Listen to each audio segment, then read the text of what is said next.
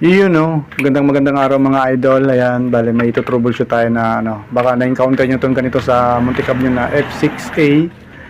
Ayan, bale pag pinaandar nyo tapos biglang namamatay, hindi siya nagmi-minor, talagang gusto niya ginagasan nyo lang. Ayan siya yung mga idol Bale papakita ko sa inyo na kung ano yung troubleshoot natin, tapos may iba-bypass tayo mga lods. Sa mga nakakaalam na, paki-skip na lang mga idol, na para lang to sa mga katulad ko nag-DIY. Ayan.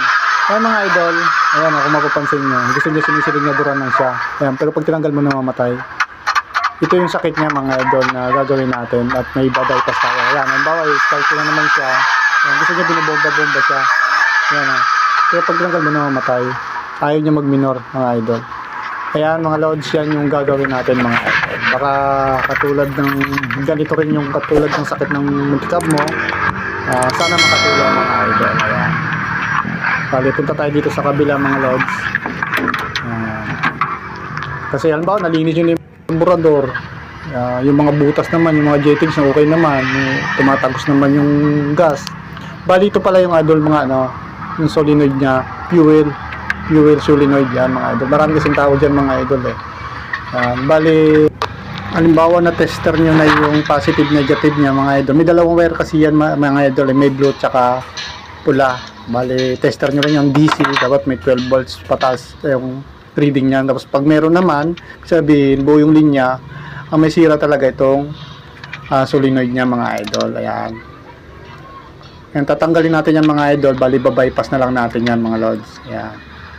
Bali, gumamit ako dyan ng number 30 na yabe. Tapos, siyempre, pag lumambot na, pinamay ko na. Ayan siya mga idol.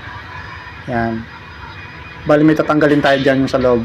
So, tatanggalin muna natin tong tanso na to sa unahan. Bali ito pala mga idol ay thread type yung yung pinakasolenoid na to. Yan, bali tatanggalin natin yan mga idol. Yan.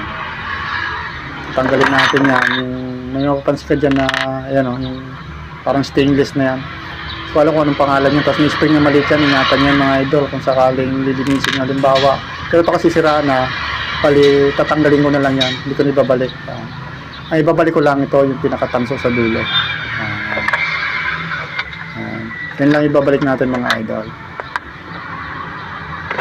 Pag nabalik na natin, tapos salpak ulit natin. Ito, hindi na natin kakabit yan.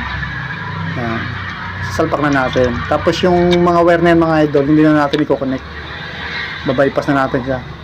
Babalik lang natin siyang ganyan. Tapos yung mga wire, huwag nyo nang ikakabit. Tapos, kakabit, siyempre, higpitan natin para yung gas hindi rin lumabas. Yan. Yan. Tapos, testing na natin yan mga idol. Bali ito, kung mapapansin nyo, wala na yan. Yan natin ibabalik yan. Yan. Yung wire, inulit ko, huwag nyo na ilagyan ng supply mga loads. Yan. Tapos, testing na natin mga idol. Yan. I-start natin.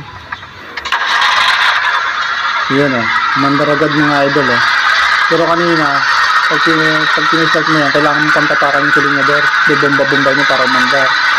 Tapos pag tinanggal yung paa mo, mamatay. Pero ito ngayon mga idol, napansin nyo. Ayan may minor na siya. Pwede na kayo mag-adjust dyan. Ibig sabihin, binaypas natin yung idle solenoid niya mga idol. Tapos testing natin dito. Kasi hindi na siya namamatay. Natapak-tapakan ko siya dito mga idol. Yung ba nasa biyahe kayo, biglang ganun yung nangyari, tapos wala kayong pamalit, i-bypass nyo lang mga idol yung kanyang solenoid. You will solenoid. Bali ito pala mga idol, yung tangke nito nandito na sa likod. Dito ko nilagay. Tapos wala na rin tong fuel pump. Tinanggal ko yung fuel pump nito. Pero may fuel filter. Parang nasasala niya pa rin kahit papaano yung dumi. Yan, bali naglagay lang din ako pinaka-switch na dito. Yan yung bulb on-off. Yan, naglagay ako dyan. Nirekta ko na sa carburetor.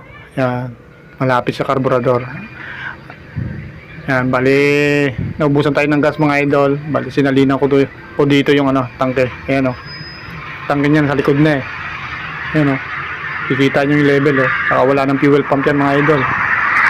Rekta na yan. Bali dito mga idol, bali kakarga tayo ng hollow block sa 100 pieces. Tapos sa Bistay 20 bags.